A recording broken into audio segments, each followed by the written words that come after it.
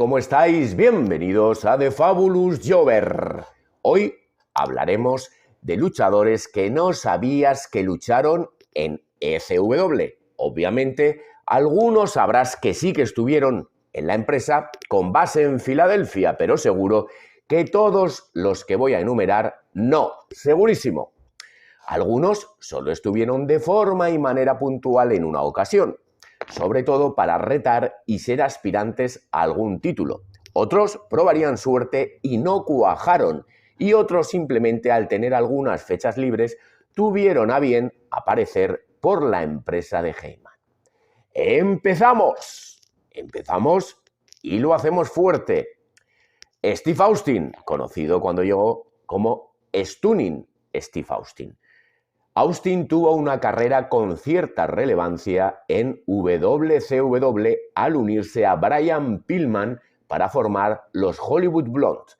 También haría buenas migas con Heyman al ser su pupilo cuando formó parte de la Dangerous Alliance, junto a Ann Anderson, Larry Zbyszko, Rick Rude, Bobby Eaton y Madusa.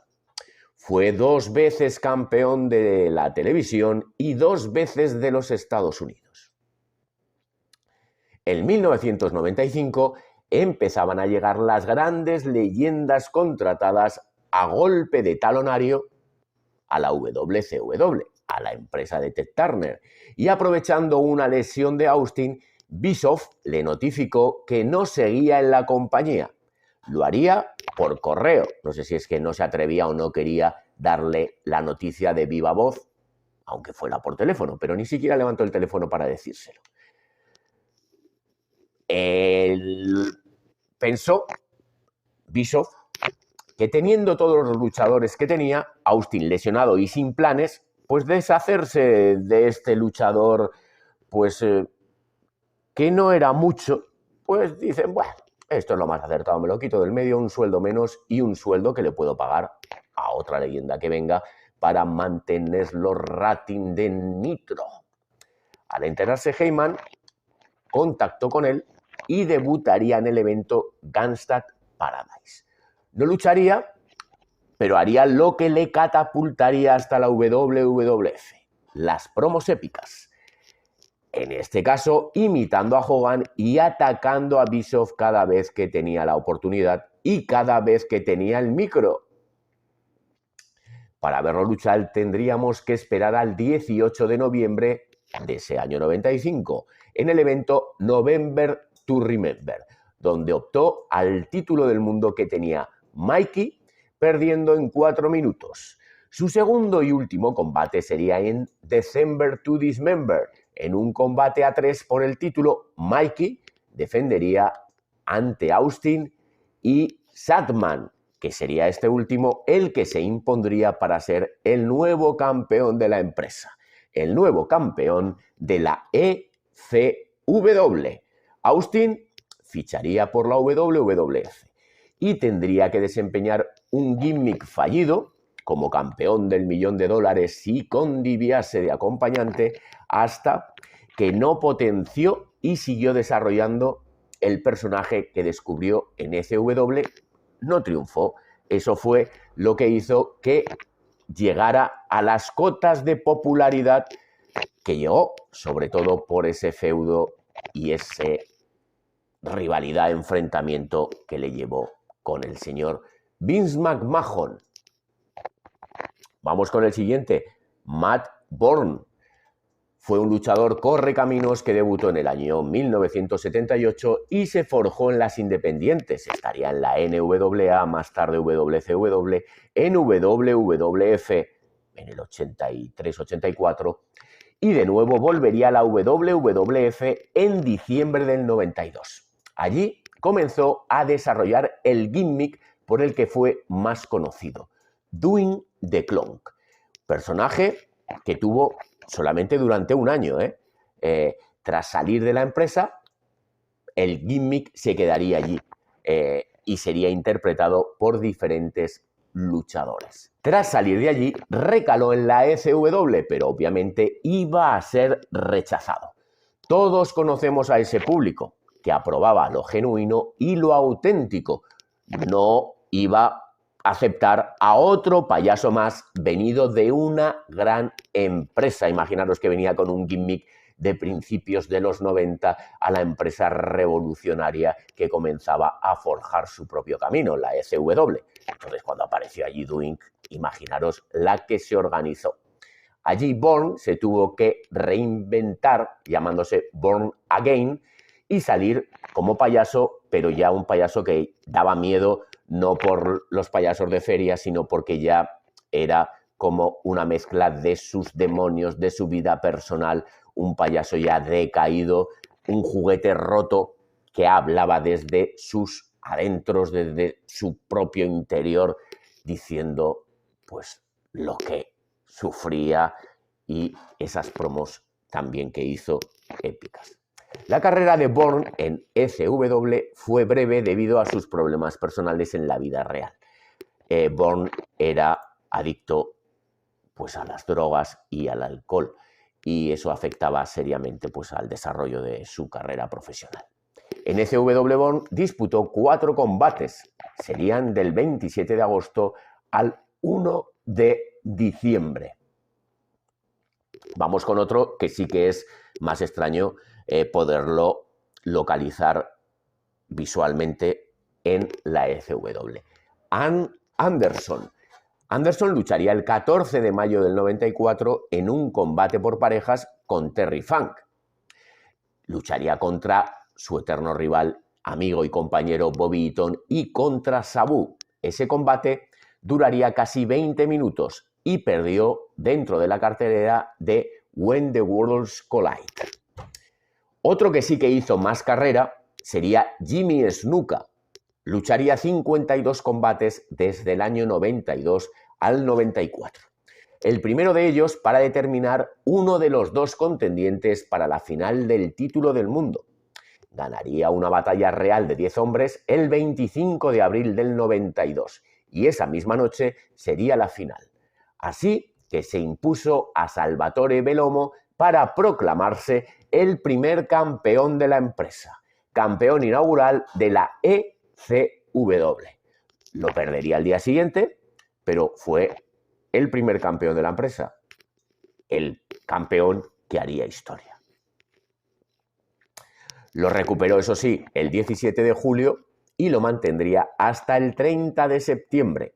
Le ganaría ese título a un viejo conocido del que también vamos a hablar a continuación. El 12 de marzo del 93 ganaría el otro título de la compañía, el de la televisión, en un torneo teniéndolo en su poder 203 días, cuando perdería con otra leyenda que haría historia allá donde luchara, nada más y nada menos que el grandísimo Terry Funk. El 13 de agosto del 94 disputaría su último combate, sería por parejas con Taz de compañero en el evento Hardcore Heaven. Vamos con el siguiente, vamos con Kevin Sullivan, 34 combates en el año 93 y 94. El 4 de diciembre del 93 ganaría el título por parejas con Taz y lo mantendrían durante 62 días, quedando vacante en febrero del 94, recuperándolos ellos mismos, aunque solo lo retuvieron un día en esta segunda ocasión. El estilo ECW encajaba bastante bien en la transición a luchador hardcore que hizo Sullivan para buscarse su espacio y tener una carrera más longeva. Eso lo hemos visto en muchos otros luchadores. Luchadores que no llegaban a ser del todo malos, sino que lo que habían hecho era reconvertir su carrera porque ya, pues técnicamente, no podían realizar ese estilo de lucha conforme iban cumpliendo más años, ya fuera por las lesiones o ya fuera pues por la merma de la capacidad física propia de cumplir años. Ha habido de esos bastantes. Vamos ahora con uno que sí que encajaba porque era un auténtico animal. Stan Hansen. Porque no había otro que pudiera encajar como él. Un tipo grande, rudo y que cuando iba con todo. En ECW estaría poco más de un mes, donde disputó 4 combates. Contra leyendas y con leyendas. A destacar ese combate disputado en el Ultra Class 93 en un Banhouse. Llegaría de Japón a ECW y volvería a Japón. que es donde mejor se encontraba, donde se hizo su hueco y su espacio y donde el público, entre que lo temía, lo admiraba. Porque cuando salía entre el público con esa soga dando vueltas por encima de la cabeza, pues a más de uno le ha dado un latigazo. Entonces sí que era un luchador que encajaba en Japón, era admirado y que además pues se ganó ser leyenda allí y también se ganó gran pasta, que al fin y al cabo es lo que interesa en la vida profesional de cualquiera, vamos. No es que trabajes solamente por dinero, pero es un factor muy importante pues para tener una vida cómoda y para pues tener tus lujos, tus pequeños lujos, como todos, vamos, cada uno en su nivel. Tito Santana, más Santana que nunca. Llegó, ganó el título del mundo, lo perdió y se largó. Esa sería la crónica de su paso por la ECW. Fue campeón 32 días al ganarle el cinto a Don Muraco el 8 de agosto del 93 y perderlo ante Shane Douglas el 9 de septiembre. Aquí poco podemos hablar de Tito Santana, pues que era cuando salió de la WWF después de ese gimmick fallido del Matador. Matador que pudimos ver también en España cuando vino la segunda vez la WWF al Palau Sant Jordi. Vamos con Don Muraco. No llegó a 20 combates los que disputó entre el año 92 y 93 y la ECW en ese tiempo, al igual que la WWF de Abrams, estaba sirviendo como válvula de escape para viejas glorias, lo que acabo de comentar ahora con el tema de Tito Santana y la otra empresa. A falta de crear estrellas propias, porque eran empresas recién nacidas, apostaban por nombres de contrastado reconocimiento en el mundillo. A veces lo utilizaban como punto de transición en sus carreras hasta que de nuevo una de las grandes levantara el teléfono y quisiera contar con ellos de nuevo. Y en otras ocasiones simplemente era como el lugar donde se retiraban de manera digna. Eran luchadores pues que habían sido leyendas, que quizás no habían salido como deberían de la WWF, porque ya conocemos al señor McMahon, utilizaba y usaba a los luchadores en su mejor momento y cuando le interesaba los enterraba literalmente. Pues estas empresas veíamos a estos luchadores que por lo menos podían ser reconocidos por el público, reconocidos por el empresario y ganar algún título, que como le hemos dicho alguna vez, los títulos no lo son todo, el título no dice nada, el título ¿no lo necesita un luchador? Claro que lo necesita. ¿Quién no necesita un reconocimiento? Y es un orgullo tener un campeón. Y ya está, un campeón veterano. Y él tener ese cinturón y ser campeón de una empresa. Por lo tanto, era un reconocimiento que hacían tanto el público como la propia empresa. Luego esas empresas, cierto es que no eran de largo recorrido, la más de largo recorrido fue esta propia ECW, pero por lo menos ellos acabaron sus carreras pues con laureles, por decirlo así. Muraco llegaría a la compañía en julio del 92 y en septiembre le arrebató el título a Snuka, siendo campeón 47 días, tras perderlo con The Sadman para recuperarlo en abril del año siguiente. Lo perdería en agosto y en octubre se marchó. Disputaría algún que otro combate en las independientes hasta que en el 94 se marchó a Japón, en la que ya sería su última temporada, su último año de forma activa y continua. Otra cosa que siempre digo yo, combate de retirada, cuando llevas 10 años sin luchar, eso no es un combate de retirada porque llevas 10 años retirado, es un combate de homenaje, un combate que pretende pues que la gente te vuelva a ver, que recordemos todo lo que has hecho anteriormente, pero no se puede decir que son el último combate, obviamente, pero cuando hablamos de últimos combates son combates de manera continua, no que luego, pues Muraco, por poner un ejemplo, luego lucharía en el año 96, pues no se retiró en el 96, se retiró en el 94 y luego de forma puntual pues lucharía un par de veces más. Vamos con otro, Nikolai Volkov. Claro que sí, también estuvo Nikolai Volkov aquí y en Zaragoza en el año 91 con la gira maravillosa de la IWCCW. Nikolai Volkov vivió toda la vida de ser luchador y luchó allá donde le llamaban, y si había que venir a hacer una gira por Europa, pues a Portugal, a España, Francia y a Italia, pues él cogía el avión, cogía las botas, cogía la chaqueta de la bandera de Estados Unidos y de Rusia, punta, y ya está, no pasaba nada. Y aquí estaría, nada, no mucho, 4 combates en el 92, uno de ellos como aspirante al título del mundo y un combate contra Snuka al año siguiente. Vamos con uno de mis favoritos y que yo considero que es de los más olvidados de la historia del wrestling, Brian Pillman. A mí Brian Pillman me gustaba mucho.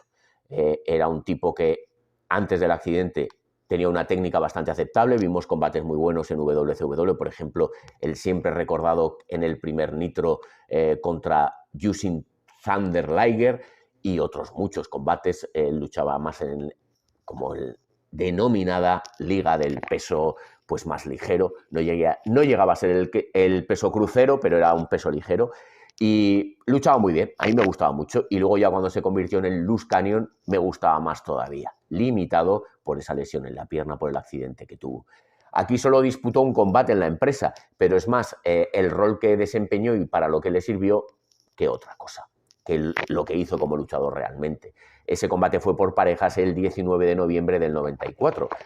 Aquí es que no estaba al 100% recuperado, salía con su bastón, pero eso sí que él lo utilizó ese momento en ECW pues para que vieran que seguía vivo y que podía seguir luchando, tanto en WCW como en WWF, y así pues ganarse un contrato al alza en la empresa que pujara más por él. Volvería luego a la WCW, se integraría en los Four Horsemen y desempeñaría ese rol como de medio loco. Luego también cuando llegó más tarde a WWF, pues ese rol lo siguió desempeñando. Vamos con Ron Simmons. Ron Simmons, el mítico, estuvo a finales del 94 hasta mayo del 95. Aquí disputó 23 combates. Fue aspirante al título del mundo que tenía Shane Douglas, el campeón que tenía que defender contra leyendas, pues un poco también pues para crear su propia leyenda. Shane Douglas, a pesar de que había estado en WCW, pues había sido campeón por parejas, pues aquí estaban forjando, estaban formando a la franquicia Shane Douglas, y entonces todo esto le reportaba una reputación de luchador que había ganado a todas estas leyendas. Simmons llegaría a la ECW después de salir de WCW, que ahí es donde tuvo sus mayores éxitos a nivel titular, no de fama, porque eso también, WCW, dependiendo de la época en la que la vieras, no se veía en todo Estados Unidos. Se podía ver en Europa, comenzaba a llegar a determinados países con la televisión vía satélite, el satélite Astra, por ejemplo, ahí se podía ver algo, pero la WWF siempre tuvo más repercusión a nivel mundial, incluso nacional.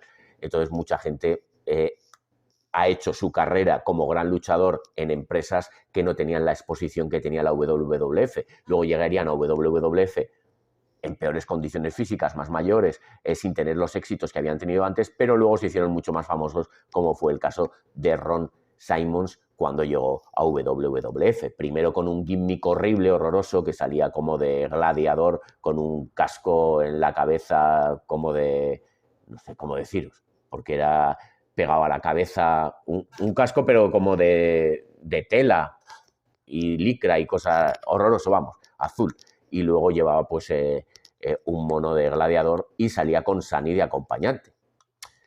Y luego ya sí que como miembro de la nación de la dominación sería pues mucho más relevante, donde allí también se crearía el personaje de The Rock, esa transformación de Rocky Maivia a The Rock, y donde The Rock le quitaría el liderazgo de la nación del dominio.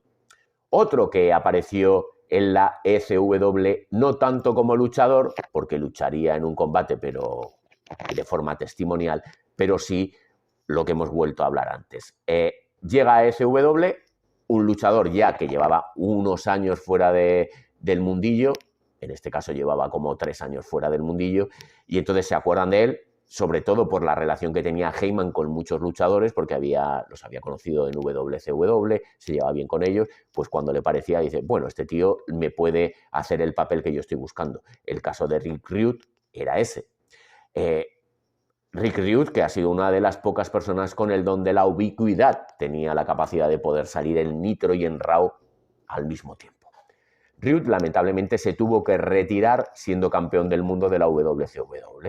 Su último combate lo disputó el 1 de mayo del 94 en Japón contra Sting, combate que ganó, pero que tras un vuelo de Sting, Rude se golpeó la cabeza contra el suelo. Había como una tarima, creo recordar, cito de memoria, y entonces al lanzarse Sting sobre él, golpeó con la cabeza en el suelo y eso le supuso el fin de su carrera, a pesar de que ganó el combate y ganó el título, pero lo tuvo que dejar vacante. En enero del 97 volvería a la escena, volvería a la ECW. Este era el rol que desempeñó, pues de nuevo lo mismo, un tipo que atacaba a Douglas tanto física como verbalmente. También haría de comentarista en los programas de la ECW y en Heatwave 97 se subiría al ring en un combate de tríos, en un combate de jaula de acero. Esto también sirvió pues para lo mismo, para que la WWF se diera cuenta de que Rick Rude era un valor muy importante que podía aportar a su empresa y lo integraron en la D-Generation X. Una cosa muy curiosa y una cosa que a mí me gustó mucho es ver una oleada de mexicanos en la ECW. En 1995 se presentaría en ECW un estilo de lucha que muchos no habían visto. No habían visto, pues los fans solamente del wrestling norteamericano, pues no conocían la lucha libre de Centroamérica, no conocían la lucha de México. Entonces, ellos al ver este tipo de lucha, sobre todo de los luchadores que voy a nombrar ahora, pues se quedaban con la boca abierta y Joey Styles, pues decía ese "oh my God", porque era, para decirlo, porque era totalmente y absolutamente impresionante. Eso que se llamó la Extreme Lucha Libre, con sus máximos exponentes que fueron Rey Mysterio Jr., pero Rey Mysterio Jr. no es Dominic, para la gente que no lo sepa. Hay un Rey Mysterio Jr.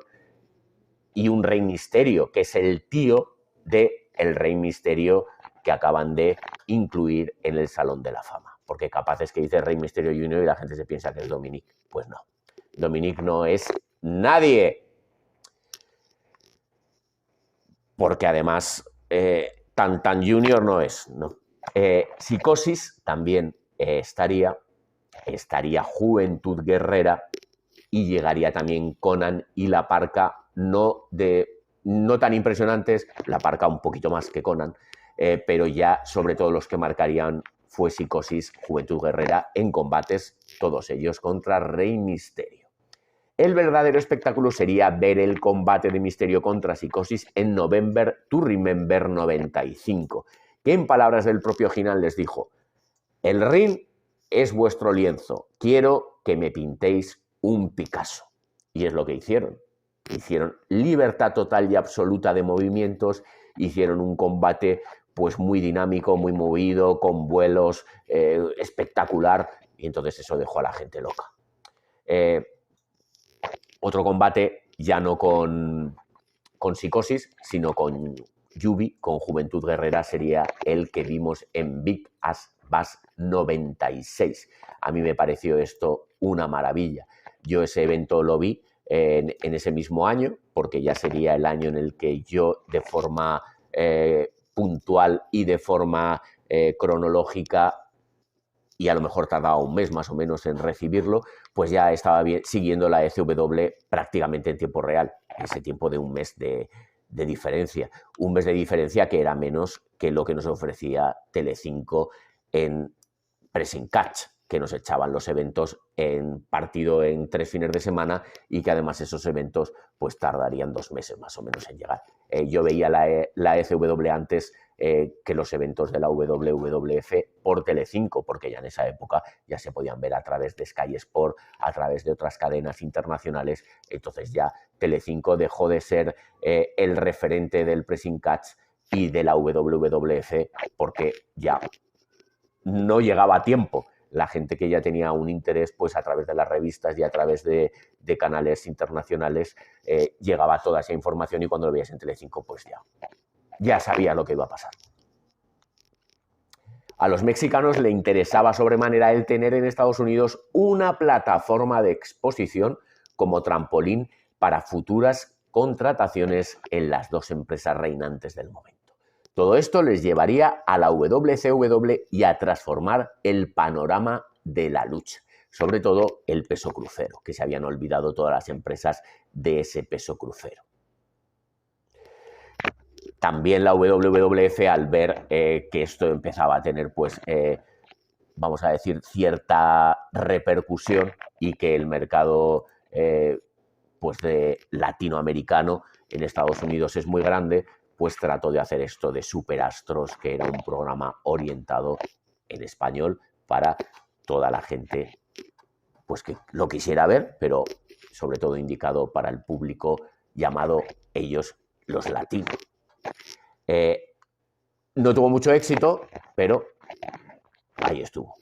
Ahí empezó también Hugo Sabinovich y toda esta historia. Un saludo a Hugo Sabinovich. Vamos con Iván Koloff. En el ocaso de su carrera también luchó en la ECW.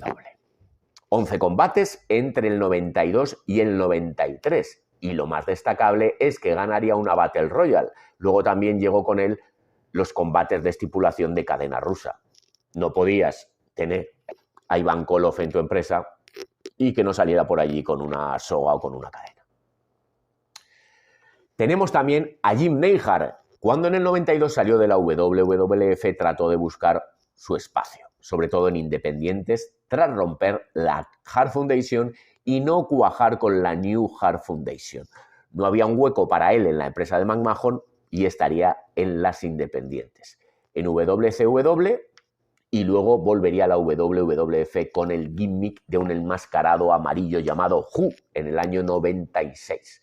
En ECW no haría mucho, pero como no sabes que estuvo allí, pues yo te lo digo.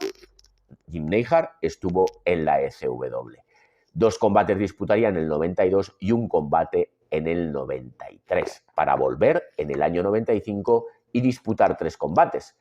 Casualmente, uno de esos enfrentamientos lo tendría contra Marty Jannetty. Marty Jannetty, que parece que iba a ser mucho más importante en la empresa, por lo menos fue aspirante al título mundial, el de la televisión, pues trataron de darle un poco de repercusión, pero afortunadamente no consiguió nada.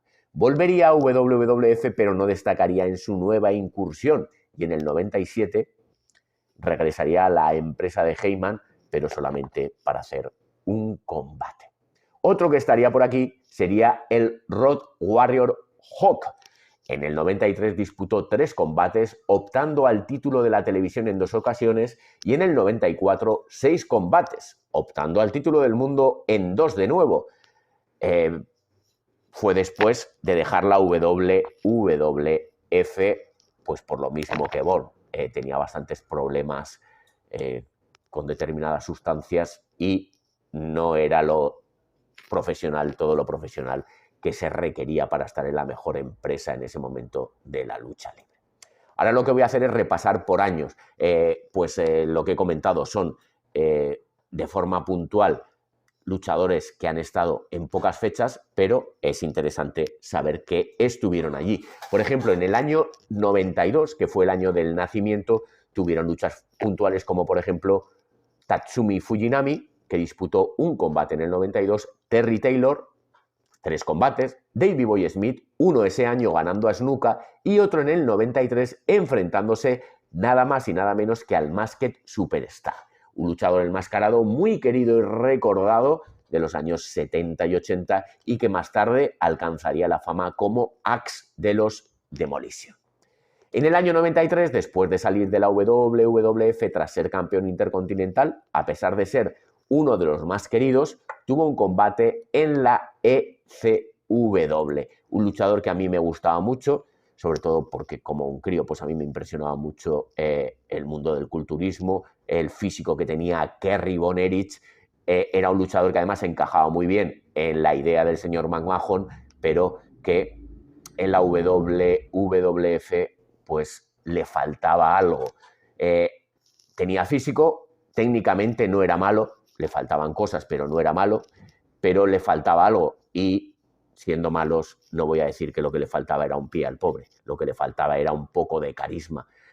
No sé, yo lo veía siempre cuando salía como que estaba triste, es que llevaba sobre los hombros tal pesadumbre por lo que había pasado en su familia, por la maldición de la WCCW y de la propia familia Von Erich, que él siempre estaba pensando en su familia y de hecho a Bret Hart, un saludo para Bret Hart también. Menos mal que Bret Hart no apareció en la ECW porque hubiera sido pues el final de la ECW. Imaginaos que aparece en este año 93, pues hubiera durado un par de meses y hubieran tenido que cerrar, como pasó con la WCW, como pasó cuando era campeón, que los ratings de audiencia se fueron al suelo y cuando hicieron el Screwjob y se fue a WCW, fue cuando comenzó WCW a caer en picado en la televisión. Si aparece aquí el señor Bret Hart hubiera pasado lo mismo, o se hubiera dormido la gente o lo que hacía era dormir a la audiencia y se apagaba la tele y no salía como que estaban viendo el programa. Pues el propio Hart dijo que en alguna ocasión pues le decía que quería reunirse con sus hermanos, o sea que tenía ya en la cabeza que iba a dejar este mundo el bueno de Kerry Von Erich. Terry Martel disputaría 2 combates y también saldría de manager acompañando al campeón Shane Douglas. Bad Company, que eran Paul Diamond y Pat Tanaka, disputaron 7 combates, uno de ellos por el título por parejas, siendo sus máximos rivales Public Enemy que también estuvieron, ya que hemos nombrado a Nikolai Volkov, en Zaragoza en el evento que hizo la IWCCW de manera individual, cada uno, y todavía sin ser Public Enemy. Disputaron también en el 94 5 combates. Bad Company empezaron en CWA y luego lucharían en la agua hasta que llegaron a WWF. Mr. Hughes disputó 8 combates en el 93 y 30 en el 94, después de salir del feudo que tuvo en WWF con el Undertaker. 1994, la leyenda del hardcore, el tío de Sabu, pasó el final de su carrera en Japón. Este estaría en la FMW de Onita del 91 al 94. Aquí, en el 94, en la SW haría pareja con Tanaka para enfrentarse a Sullivan y Taz. Estamos hablando obviamente del Original Sick. También estuvo Jim Powers. Jim Powers solo tuvo un combate por el título contra Douglas y otro sin importancia. Jim Powers que hizo los Young Stallion con Paul Roma y parecía pues que era una pareja que podía, tenían buen físico, que es lo que le gustaba a Vince, no luchaban más o menos mal, el público les aceptaba, les gustaba, pero al final terminó siendo un jobber y ganándose la vida como podía en otras empresas. En el año 95, Tully Blanchard luchó en enero, febrero y marzo, un combate cada mes como aspirante al título de los pesados. El primero, que es el más destacable, duraría 43 minutos y se acabaría por empate por límite de tiempo. Héctor Guerrero también estuvo en un combate por el título y al día siguiente otro combate contra Tuco Scorpio. Guerrero perdería los 2. Rick Steiner llegaría el primero en abril. Primero llegó él, luego llegaría su hermano, porque en julio llegarían los 2 Steiner para luchar por parejas. Juntos lucharían 8 combates, pero primero llegó Rick y el último se marchó Scott. Un combate en individuales Rick Steiner al llegar y un combate Scott Steiner al irse. También Normal Smiley, 2 combates por parejas. Smiley, que fue un luchador reconocido en WCW, que luego fue a WWF y que ahora mismo es entrenador en el Performance Center. En el 96, Terry Gordy, uno de mis favoritos también, de junio a octubre, luchó en 15 ocasiones tratando de ganarle a Raven el título del mundo. Ahora ya no era Shane Douglas el que se exponía, ahora era Raven. También su compañero Steve Williams, 5 combates ese año 96, juntándose con Gordy en 2 ocasiones para luchar por parejas, que perdió esos 2 combates por parejas, y 4 combates en el 97. Perdería ese combate contra Raven por el título, pero ganaría el resto. Ya para concluir, en el año 97, Ricky Morton luchó en 3 combates. Y yo me pregunto, ¿pero en qué empresa no ha luchado este señor? Todavía sigue en activo con 66 años. También en ese 97 lucharían varios luchadores japoneses, entre ellos destaco al gran Hamada y al gran Sasuke. Y más conocido fue el paso por esta empresa por otros luchadores que la utilizaron de trampolín en Estados Unidos. Muchos de ellos venían de Japón y otros, como ya hemos nombrado, pues venían de México. Estos que vinieron de Japón serían Chris Jericho, Chris Benoit, también Lance Storm, los hermanos Malenko, y todos ellos, tanto estos como los anteriores, ayudaron a hacer crecer la leyenda de la ECW, a hacer su propio hueco en el panorama y a labrar su propio estilo. En la época en la que la WWF, esa época post-Hogan, buscaba su identidad sin encontrarla, y el ascenso de la WCW con los descartes y contrataciones de su empresa rival a golpe de talonario, y esa NWA sin fuerza, que la ECW formaba parte de la NWA, pero luego se separaron, pues la ECW fue cuando comenzó a tener esa relevancia. La ECW, por lo menos para mí, fue un soplo de aire fresco porque nunca me defraudaba. Era caos, locura, sillas, mesas, alambre de espino, espectacularidad y lucha.